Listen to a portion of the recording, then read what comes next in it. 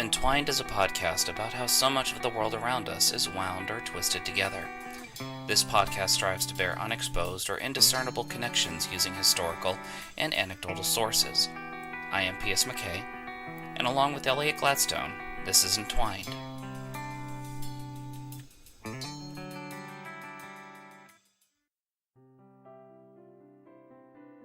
Before we begin, I just want to say thank you so much to you, the listener.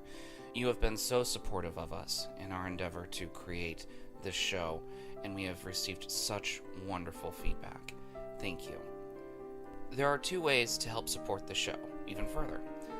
The first is through iTunes, where you can go to the iTunes store and rate us. The second is to go to patreon.com, where you can find our project, Entwined Podcast. There you'll be able to see different reward zones for supporters like you, ranging from $1 to $5 a month. It doesn't take much to support us, and any bit of help is much appreciated. So thank you very much from the bottom of our hearts, and stay twined.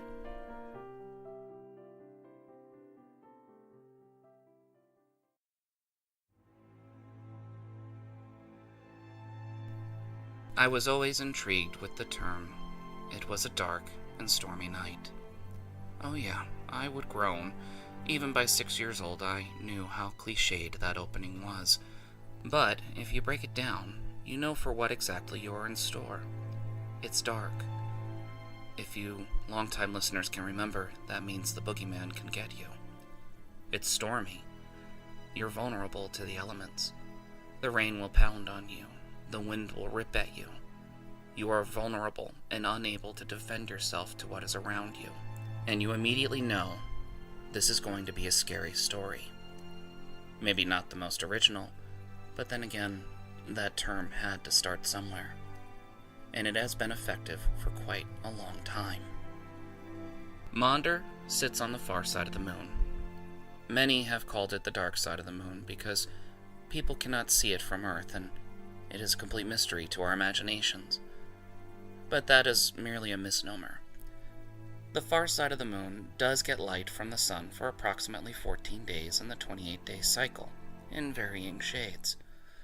Heck, we even have footage of an eclipse where the moon passes between the satellite and the Earth.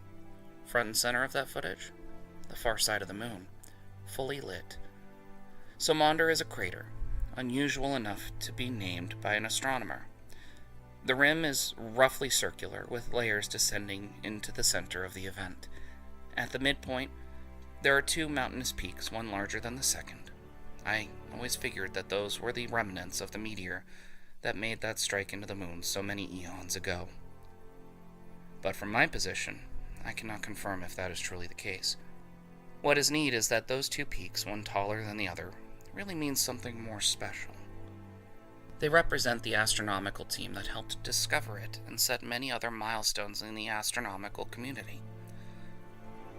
Anne Scott Dill Russell was born in the year 1868 in Strabane, County Tyrone, Ireland. She attended the Ladies' Collegiate School in Belfast, which later was named Victoria College. She was well-read and excelled in her studies, enough to be able to win a prize in an 1886 intermediate school examination. This opened the door for her to begin scholarship examination and got a 3-year ride at Cambridge University. After arduous work and examination, she passed the degree examinations with honors and was the top mathematician of her class, second in her entire class in ranking. But this was the late 1800s, and women were not allowed to receive their bachelor's degrees. A degree she deserved when they meant something.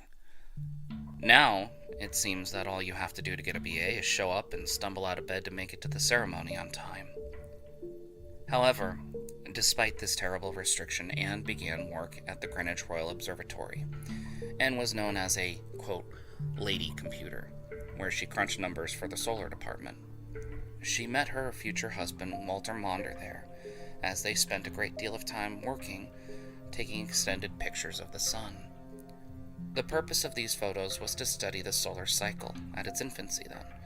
Remember, cameras had only been recently invented, and it was the first time that humanity was given the ability to stare directly at the sun.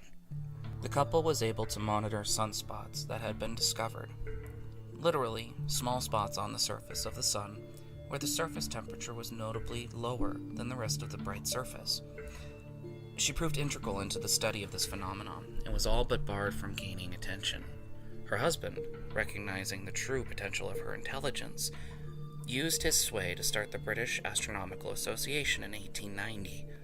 There, he was able to make her a member and allow the association to bring in members of all backgrounds and every class of society, something that the Royal Astronomical Society did not allow until January of 1916. 10 months later, the prestigious society elected her as a fellow.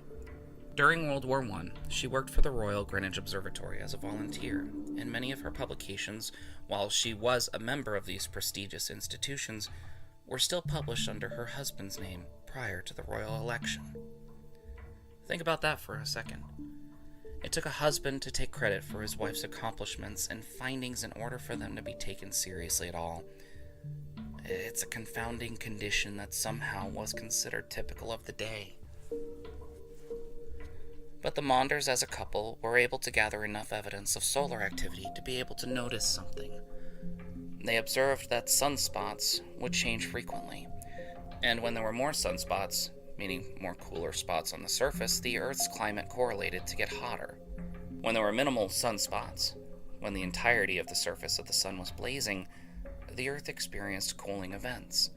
This led to the discovery of the Maunder minimum, a discovery that would not have come about if Anne had not been involved in the research, at least not as easily. Now, it must be stated that the Maunder minimum occurred from about 1645 through 1715, when sunspots were exceedingly rare. To give an idea, for a 28-year period, there were fewer than 50 sunspots observed, whereas during modern times, the more typical observation was between 40,000 and 50,000.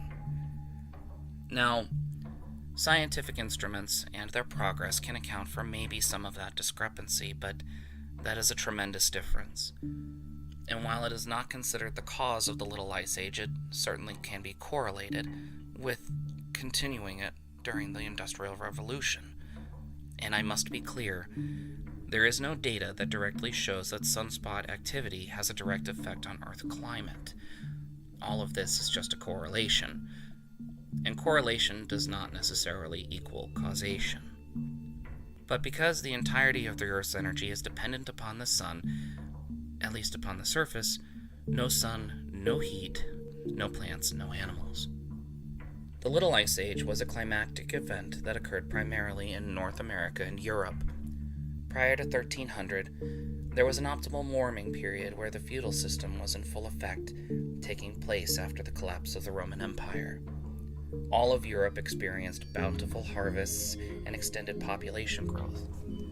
Now, don't get me wrong, life was still exceptionally hard, but weather allowed for people to eat, families to grow and prosper, and civilization to try and gain foot in the post-Roman society. Heck, there are records that England made wine that was finer than that of France. And then after 1300, things changed drastically. The weather cooled, summers were chilly, and winters were deadly.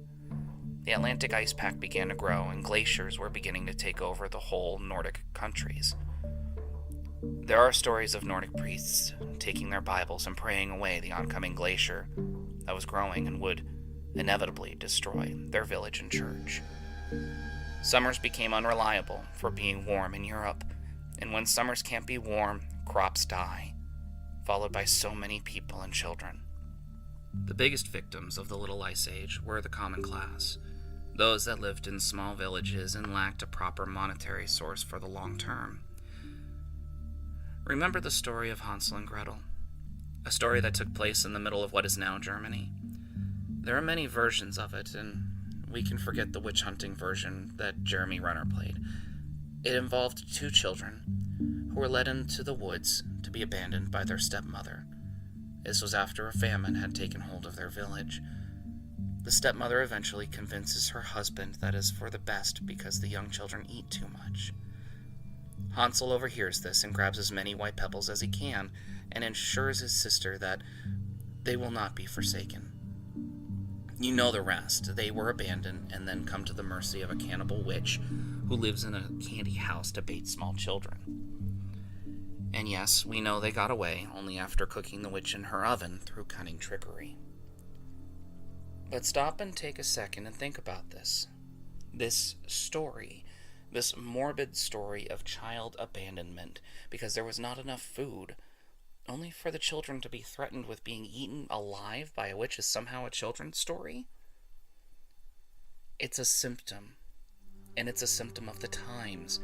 This story began during the Maunder Minimum when food was scarce, and the idea that parents actually led their children out to the woods to fend for themselves in the face of utter starvation. The entire story is based on hunger, and people literally did this, and I'm not saying there were cannibalistic witches, but when there are years of cold weather and there is no relief in sight, desperation will make for terrible and tragic choices.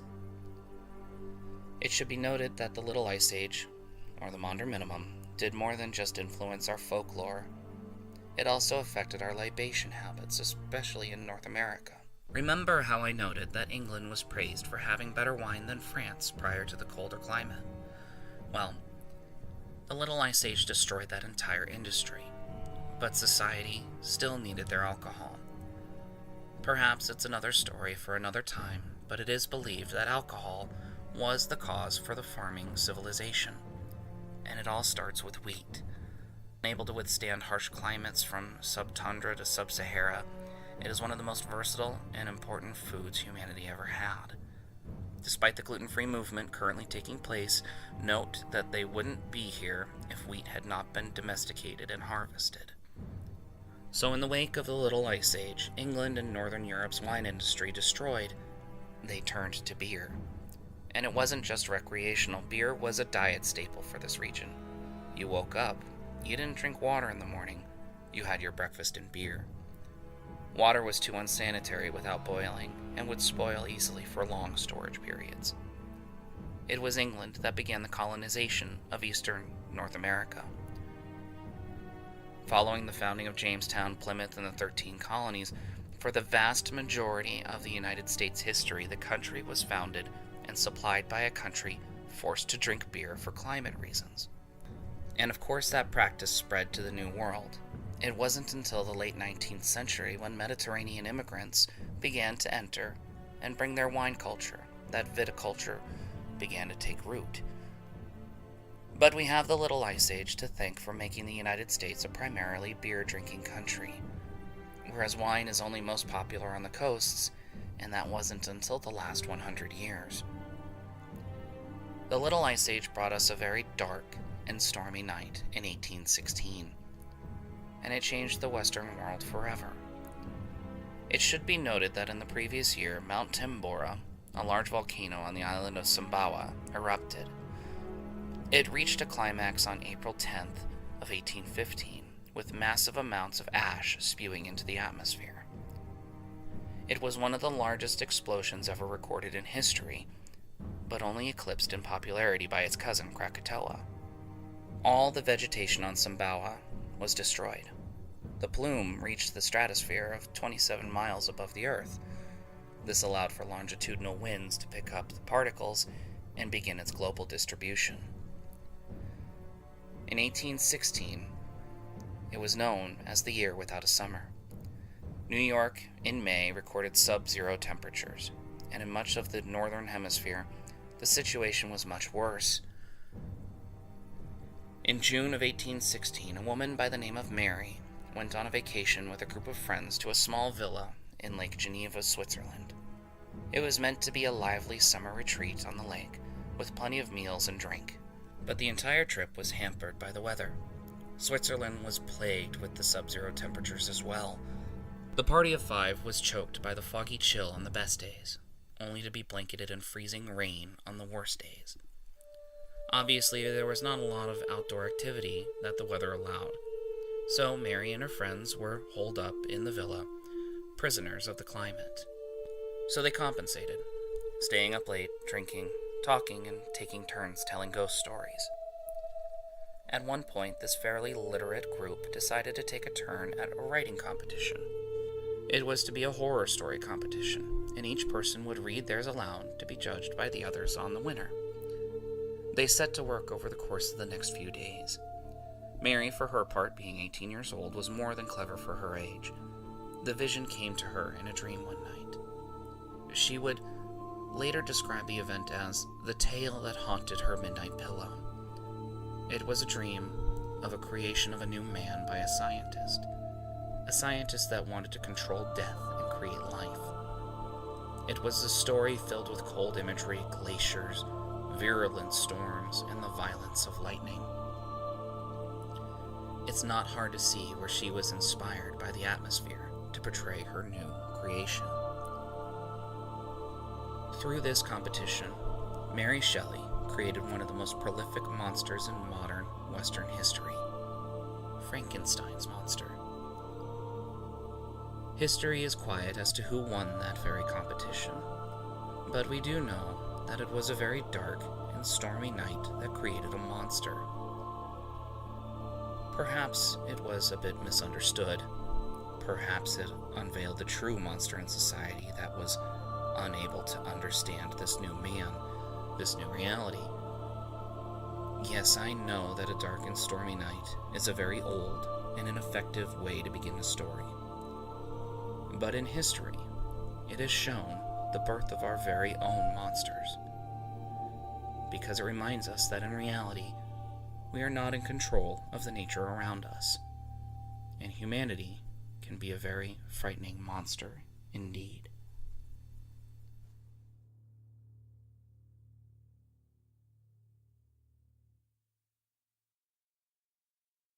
Thank you for listening. Entwined is a podcast that releases every other week, and is written, recorded, and produced by P.S. McKay and Elliot Gladstone. This episode was written by P.S. McKay. Please tune in next time to see what Elliot Gladstone has in store for us. For more information about the show and the authors, please check out entwinedpodcast.com or visit our Twitter page @entwinedpodcast.